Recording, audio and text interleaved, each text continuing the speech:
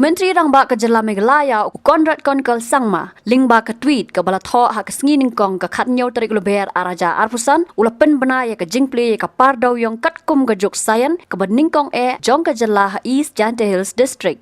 Ya kan ia Plie lingba ke virtual meet na ke jakat rekam jong bat ha ke tweet jong ha ke rensan social media X Dewījong. Hadin shi post nam jong ke jingkhang ti Dewījong nila la ban Plie menta ke sngi ya ke par Dewījong ke Katkum ke jok Science ke beningkong ha East Jaiñtia Hills District. Ke day ke sngi ke don history na ke benta ki pajba ke Meghalaya. Latho daw Myntri Rangbah ke Jylla. Kani kawan hadian ke Jaiñtia ke belasoi hapadeng ke sorkar pedeng bat lai ngot ki nongti Dewījong na ke Jylla hau benai kelalengkot arja arpusan ke bala pen ya ke mau jam ke bekongsan ha ke jing persang jong ke sorkar Meghalaya ban Sdang beang ya ke jingti Dewījong hapo ki kendon ki bakam sngai.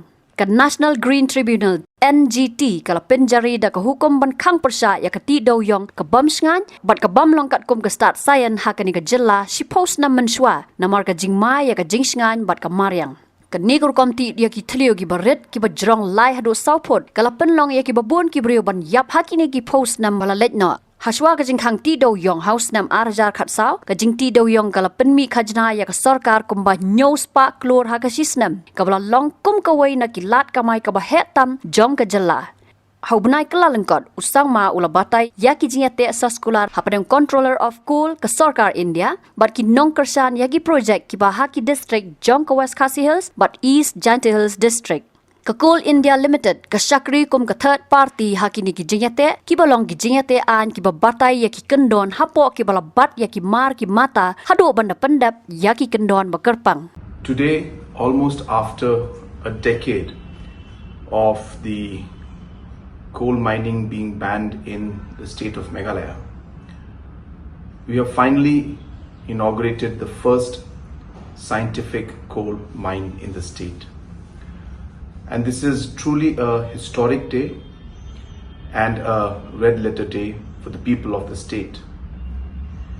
As we all know, for a decade, the different individuals and families who had been dependent directly or indirectly on coal mining had suffered in the last 10 years because of the ban on coal mining. But today, with the efforts that have been made by the state government and the support that we got from the central government, we have been able to lift that ban and also start the first scientific coal mine in the state. So I wish the coal miners the very best.